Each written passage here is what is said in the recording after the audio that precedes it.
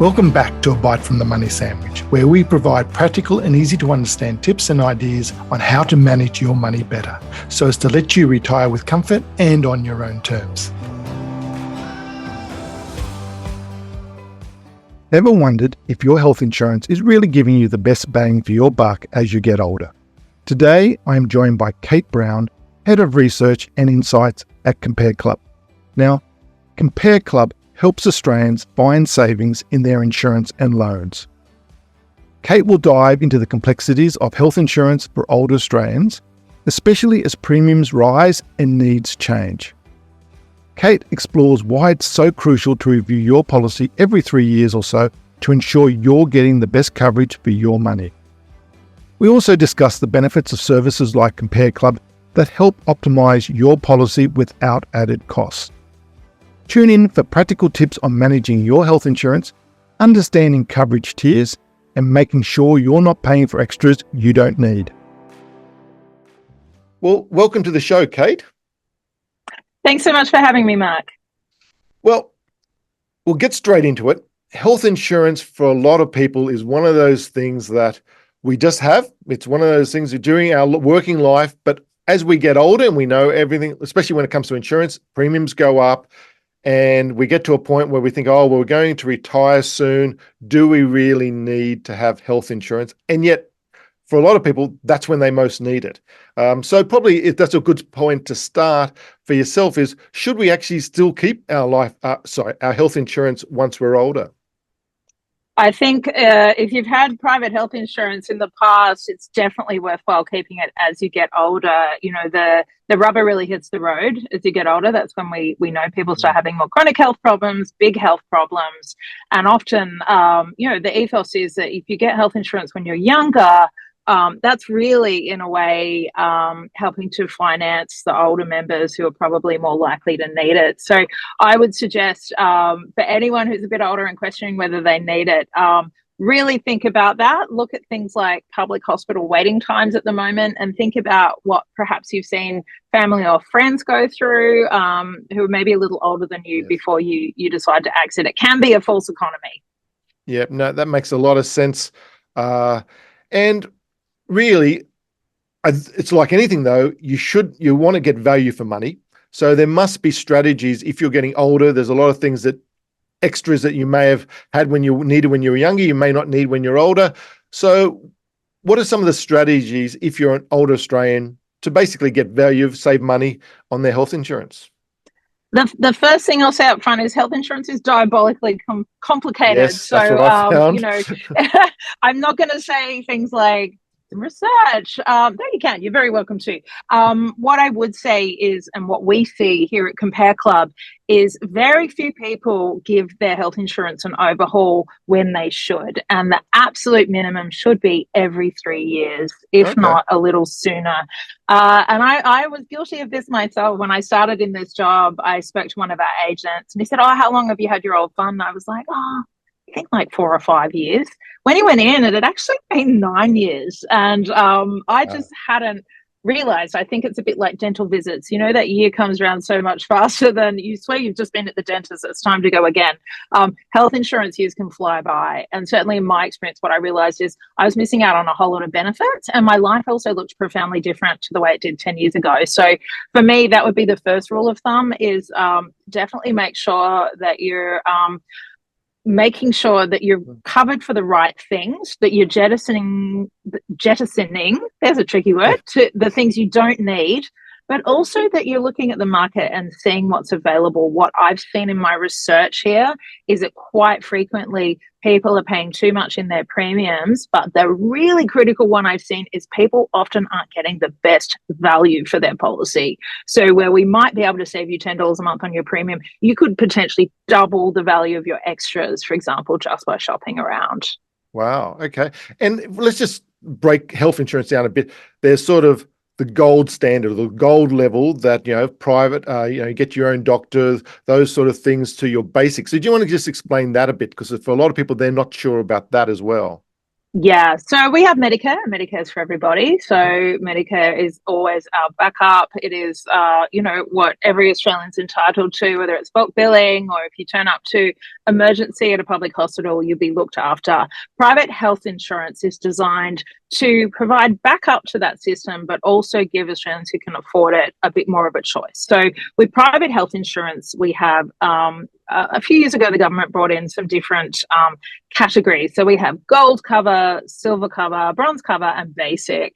As is the way of the market, then we ended up with bronze plus, silver plus, a whole lot of little kind of like extra categories. And within those, there's a profound difference in what you're covered for and also what you'll pay. And certainly, again, what I've discovered in my work since I've been here at Compare Club is some of those covers are very poor value and some can be excellent. And again, it's quite tricky and detailed to figure out which one is best for you. And I suppose because of my superannuation retirement background, being an ex-advisor, and we were, looking at life insurance, lots and lots of extras, TPD, there was other benefits, and or if you're looking at income protection, salary continuance, and there may have been 20 or 30 little extras. I suppose a lot of it is what's your lifestyle. What are the sort of things? There's no use sort of having 30 different extras if really your niche is over on the left side there, rather than on the right where there's all these other benefits, and you're just paying for something you're just basically not going to use. So, is there a sort of, how do you get help in sort of working out what all those benefits for silver compared to gold you need? Yeah, it's a good question, but I would also say, like, we don't have a crystal ball in life. There is things at us that we never expect. But as a really good rule of thumb is looking at who's on your policy. So one thing that's interesting is the age of dependence has just been raised to 31. So if you have a child that's under 31 who's not married or doesn't have their own child, they can still go on your family policy now, which I think is really interesting, just showing how our lives have changed, cost of living has affected the way families are. For older Australians, for example, gold cover sounds great, doesn't it? It sounds like top notch, top tier, very expensive. What's interesting though, between a silver plus cover and a gold cover is only a couple of things: IVF, weight loss surgery, and mental health cover. So for starters, if you're, perhaps almost at retirement age or you're retiring, you're probably not going to need IVF. You may want to have a look about, look at weight loss surgery. Is that really something that is on your radar? Certainly mental health care is a huge issue. There needs to be more mental health care in all of the sectors of private health insurance, but currently that's where it's sitting. So sadly, once again, if that's not on your radar, then we find a lot of older Australians would be far better off on a silver plus policy rather than a gold, because you're paying for things that you're probably not going to need. But as I said, the devil's in the detail. Top line, people are busy. They're like, oh, gold cover, that'll cover me. But often you're paying for things you're not going to use. Yeah, and I think that's sort of, I think you're going on a good point there, that people think, well, no, I want that gold. I want that gold plan because that's probably the best. There's probably a reason why it's a gold plan compared to silver in not just health insurance, but in a lot of different areas. And so I don't really want to do it because I think I'll miss out on something. So you could say, just on that example, if you're in silver plus, for example, you still get the private hospital, you still get it for surgery, a lot of the still, but just those three things, which is really quite amazing. That can be that, and obviously that makes a saving in price. It does, and it is. With the silver plus, for example, you're covered for a huge range of health issues. You're still going to have access to private hospital cover. Your extras will still be optimized, but it's really those three key things that I mentioned that are additional. So it can be confusing to navigate this space on your own without knowing all of this. Equally, we've done a big analysis of basic policies, which provide very poor coverage. Really, all they're going to do is offset your tax. And we found examples where a basic policy that really only covered you for ride an ambulance, which, depending on which state you live in, is free, and some very minimal hospital cover. We found bronze policies that covered you for like up to 24 different ailments that were cheaper than the basic policies. So this isn't an area where everything's clean cut and makes sense. It's a diabolically complicated area, and it's very, very easy to end up paying for something that's either not good value or just simply paying too much.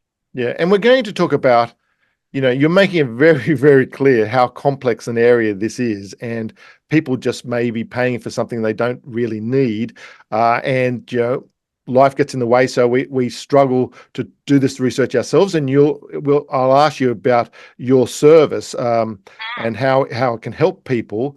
But just one of the things is, I know that, as you said, about the government, and it brought in about the gold, silver, bronze, and the basic, but even between insurers, I find a lot of people, when I've spoken to them, they say, well, they're all the same. And they're just not, are they? There's just definitely a difference between providers. Yeah, absolutely. And the other thing I'd say is, and in certainly my circumstance, when I mentioned before, I was on I'd been on the same policy for 9 years, that policy had been grandfathered, and there were better policies being provided by the same health insurer, which kind of blew my mind. And so, even within an insurer, someone might be getting far better value than you because they're a new customer. So I would say that they're all different. They all provide different value, and it is genuinely surprising, not only looking at each fund, but looking at from policy to policy, the differences. And that is why we have 31 health insurers in Australia. Some are very large, have a lot of market share, some are very, very small. But within those insurers, there are just multitudes of policies as well. So that's another thing people fall foul of. Okay. And so therefore, really, for an old Australian especially, who's worrying about now, well, this is becoming quite an expensive cost every month for that.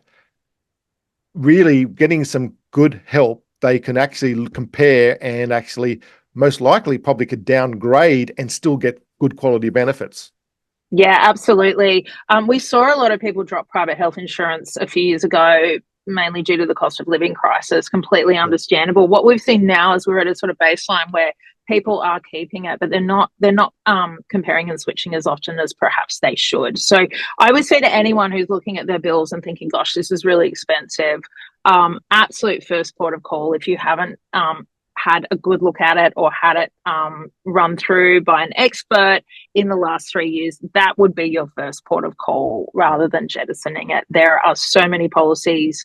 There are old policies that are still kicking on. There's new policies. There's still a lot of competition in the market for customers as well. So, the funds did quite well during COVID because they, obviously they didn't have people using their services as much, but they are competing for a slightly smaller pool of customers now because a lot of people have dropped it completely.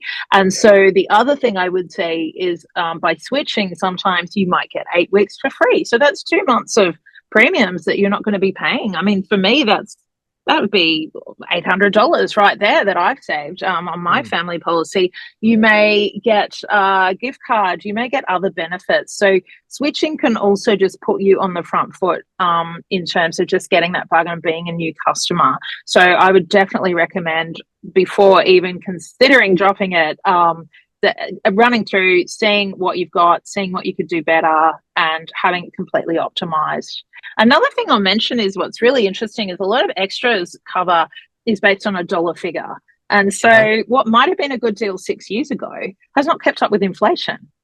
So you're actually losing value. So some funds now offer their extras at a percentage value, but a lot still offer it as a dollar figure. So my fund, it's like, oh, you've got $500 towards this, you've got $400 towards that.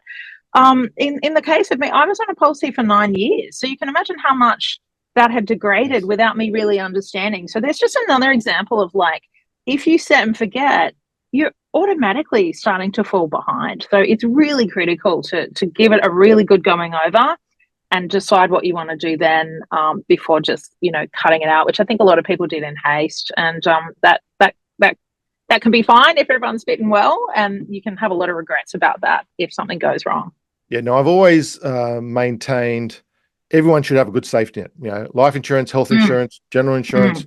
You just need to provide, even having a will, you need to have a good safety net which underpins any good plan or life strategy. But as you said, cost of living, inflation going rampant, mortgages doubling in price. first thing that will go is your insurances. It's absolutely there, but it really is a really critical point. I'm glad you made it, that reducing it rather than getting rid of it altogether is absolutely the better way of doing. And then just, maybe, okay, review it again in 6 months' time. Can I afford that, or can I bring it back up to the premium I had before? But just jettisoning it totally is just not the right thing to do. And if you can sort of just have an in-between, a happy medium, that's a far better option. And for someone who's older and absolutely needed for a heart operation, having a point where I sort of say, oh, I don't need health insurance anymore. You don't know what's around the corner. And you just, unfortunately, the stats are, the older you get, the more likely you're going to need it. So, one of the things I wouldn't mind asking about is exactly what your company does, because we've really quite shown that to actually do this, unless you're doing this every day, the average person trying to do the research between different companies, it's just going to be going down this dark hole and just be so difficult. So it'd be really worthwhile, because I'm just really impressed with the work your company does, and you're a perfect example of the research you're putting in behind this, and just in health insurance. So I'd like you just to give a bit of information about that. Yeah, for sure. So Compare Club is, we don't really use the phrase comparison site, because we're not a site where you can hop on and do a comparison, but we do compare and help people save money. So we have agents that work in each of the areas that we specialize in. So we have health insurance experts, life insurance brokers, mortgage brokers, and we have an energy team as well. So they look at gas and electricity, because my goodness, that's another area where prices are going through the roof. And if there's anything more complex than health insurance, which I didn't think possible, it's energy. Energy is diabolically complex. So we have experts in each area. They only work in that area, and you can call us, or you can put in a query on our site and you'll get a call back from one of our experts. We don't do all of market. Not many places do. There are websites where you can see the whole market. But I remember my CEO, when I joined this company, said people just want to get this stuff done. And sometimes good enough is good enough. It's better than not doing it at all. And certainly, as someone that's been working here now for over a year, I've used this service for my energy, for my health insurance, and even when I bought a home last year. The mental load of having someone else be able to go through that and actually do all the paperwork for you. So certainly for energy and health. Mortgage, sadly, still got a bit of paperwork to do there, but that is a big service. But with my energy and health, I've overhauled my energy, for example, twice in a year. Both times, they've very quickly been able to identify that I've been paying too much, because these things keep chopping and changing. They will tell me, this is a better deal. Would you like to do it? Yes, it's all done for you. So in the case of my health insurance, it was all done for me. I think I handed in my credit card details to set up a direct debit. That was it. The fund was switched, and I was able to basically kind of enjoy the savings and the extra benefit I was getting through my extras. The same with energy. And I think we have to be realistic, as you said, Mark, about people having the time and the bandwidth to do this stuff. I'm living and breathing in this space all the time, and I'm still finding out things about energy and health insurance occasionally where I'm like, I didn't know that. So to expect someone that's not in that world to understand is not realistic. It's not an optimal system by any stretch. And so this is a way of being able to get someone very quickly and easily to run through that. The other thing I'm really proud of at Compare Club is, if we can't get you a better deal, we'll tell you that. So we won't be pushing you into moving. In terms of the money, it's set up like most other comparison sites. We have deals with those partners that we work with. Our sales agents aren't privy to that. And that is how, so it's at no cost to the customer. And obviously you don't have to change. But what they're able to do, because they are experts, is able to very quickly identify where you might be able to make some savings.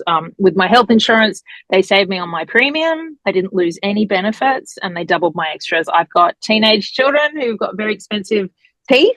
So for me, extras was really important, and I got a lot more value. For my energy, they were able to switch me to a different supplier, and I got a $200 credit, because again, there's a lot of competition in the market. Would I have sat down and done these things myself? I know how to do it, but after a long day in the office or doing whatever I'm doing, it's not what I'm going to do. I have to be realistic. Some people do, but a lot of us just want to get it done, and then we don't. It always ends up on the end of our to-do list as well. I'll try and do that next week. Yeah, and it's always gets put to the bottom of the stuff that we're going to get around to do, and when we get a bit more time, we're going to get around to it. And it's what I talk about. I talk about people that you should be using experts who know this stuff and will give you back time. That's the most important thing. If you, there was a great story about Richard Branson, who was just saying to some young 22-year-old, the chap would just say, "Oh, could you, give me $1,000?" He said, "I'd give you all my money to be 22 again." It's just because he says, "I can't get back time. I can do anything. I can afford anything. I just can't afford time." So he pays a lot of people a lot of money just so that he can use his time most effectively. And it's just, we just need to learn that. So it's not about, because I think that's also a really good point you made, is that people think, I'm smart enough, I should be able to do that. So it's not saying you're not clever enough if you had the time to actually do this research, but do you have the time? Or have you got better things to do with your time and you'd rather spend that with family and friends and so on. So I think it's a really good service. And I think even to sort of add to that, which I really like about your service, it's not just a comparison site, or as you said, there are other compare sites. Your people who will help you will actually do it for you. Yeah, that's right. There is paperwork normally involved in switching it, but it's switching a health fund. There's not usually a penalty and there's not usually an entry cost. It's actually, if you switch, you can actually get benefits of switching. Yeah, that's such a good point, Mark. And the other thing, I think, I'm I'm certainly not young, but I still don't like making and taking phone calls. And when I first arrived, I was like, "Oh, why can't we do this online?" And I quickly learned when I went through my health insurance, it would just be so difficult. And I kind of, I kind of had those words handed back to me when I did finally commit to the 20-minute phone call, and I was like, I don't have to do anything. And I think sometimes we can overcomplicate things. Someone I know is a consumer psychologist who was looking at the self-service culture, everything from the grocery store to doing stuff online, and how much longer it can take when you are doing things online, and or you're doing things yourself. And for me, again, I was like, okay, that was a big a cultural change to how I like to operate. I'm like, I don't want to talk to anyone, I'll just do this. But that's where you get the benefit of that expert. And, while you can do it online, you can set up your own little spreadsheets, and some people love doing that. A lot of us just I always say, like, a lot of our services are one and done, and that makes a huge difference. The other thing I'd just say about switching health insurance providers too, just because we've done some research into this, Mark, and so many people still think you have to reserve waiting periods. And that is just not the case. That changed in 2007. Unless you're adding something new, you don't have to reserve those waiting periods. So that's just, again, a really common misconception people have, because your listeners might be going, "Oh yeah, but I don't want to have to wait 12 months. You don't, unless you're adding something new. And even then, often they'll waive that or they'll reduce it to 4 months. So just a really good point for people if they are worrying about that.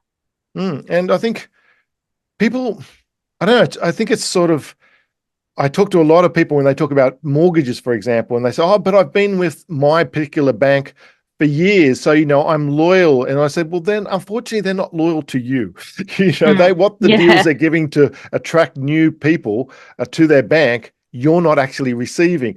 And so it's something it's a real education to sort of feeling, it's nearly a emotional decision that I've just been with that same bank for 10 years.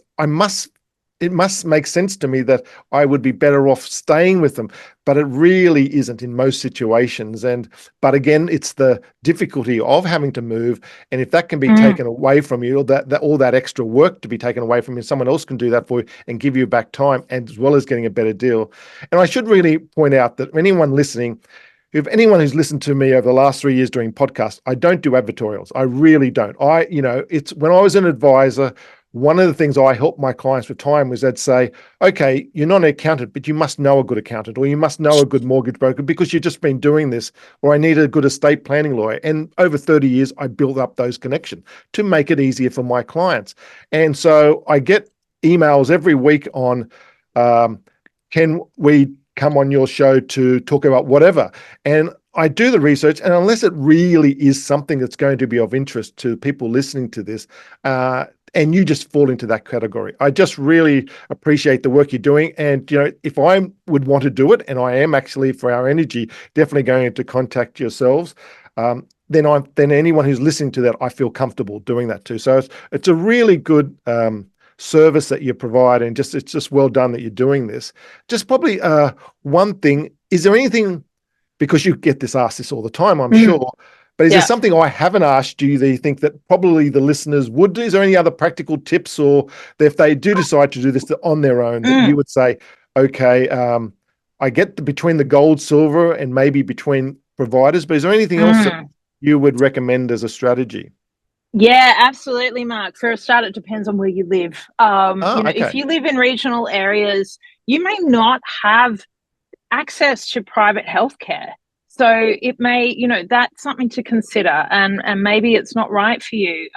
In other areas, look at waiting periods. So waiting periods in the public health system can be incredibly long. So again, when you were talking about time, Mark, think about time or quality of life. And you've mentioned something like a heart operation, even smaller things. I'll share. I discovered I had a very, very unhappy gallbladder a few months ago, and I'd been feeling rotten for months. And people can have gallbladder attacks and end up in emergency.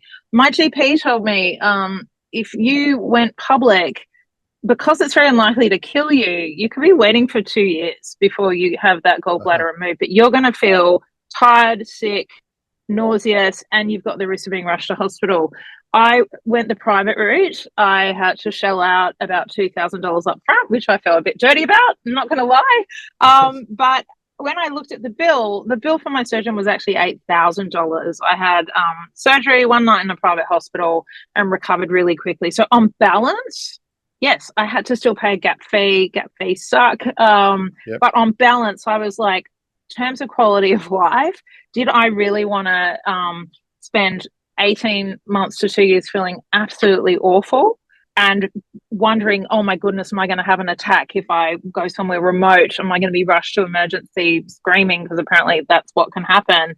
And so that was just a really good illustration for me about why private health insurance can be important. It gives you a lot more agency. And as you get older and you have more health problems, you do want agency. You do want to be able to choose. And our public system, while it's wonderful, is so underfunded and so under the pump. And again, touching on where you live, if you live in the big cities like Sydney and Melbourne and Brisbane, yes, there are more hospitals, but sometimes they are just run down to the bare bones because of the population and the cuts. So again, look at this holistically. Don't look at it as just something you can cut out of your budget. Average saving at the moment by switching health insurance is almost $400, and that's average.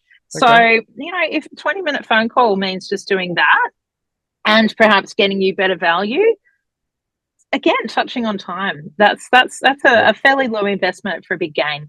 And we see a lot of people worrying about buying a coffee or buying stuff at the supermarket, and you can make a phone call and save that money straight away. It's definitely worth doing. No, that's excellent.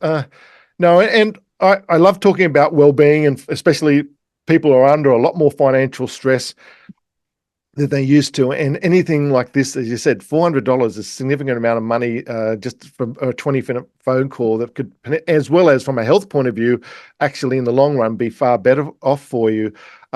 Kate, that's been brilliant. Thank you very much. One of the things I always like to ask my guest is, from your own point of view, what may be the best piece of advice you've ever heard that you might like to share with the listeners? I think I really like just get it done. I used to be a sort of all or nothing person. I'd be like, I need to do this thing, but it's not perfect, and I'll do it later when I've got time. And what I've learned as I've got older is there's never a good time for lots of things, and done is better than perfect. And certainly when that also applies to kind of these services and these kind of little tweaks you can make to your finances and to your life, done is so much better than perfect. So just take the action, get it done. It's better than it sitting on a list waiting to be perfect and not getting action for a couple of years or never. Yeah, That would be my advice. Yeah, love it. No, that's really good. I think the amount of people who have, sleepless nights because they say, "Oh, I need to get this," and they just leave it and just don't and procrastinate. Yeah. No, get it done. I love it. Kate, been great to have you on the show, and thank you so much for the information. I'm sure the people listening will really appreciate. I really appreciate it, and maybe hope we'll get you back on the show another time soon. Love to. Thanks, Mark. Okay, bye. I hope you enjoyed this episode. If you'd like to know more about Kate Browne and Compare Club, visit compareclub.com.au or feel free to email me on admin@themoneysandwich.com or visit our website, themoneysandwich.com, if you have any questions or would like to learn more. Want more practical, easy to understand tips and action lists to help with your money stuff? The latest version of my book, The Money Sandwich, is now available to order on Booktopia and Amazon, as well as available at all popular bookstores. Everyone deserves to retire comfortably and on their own terms.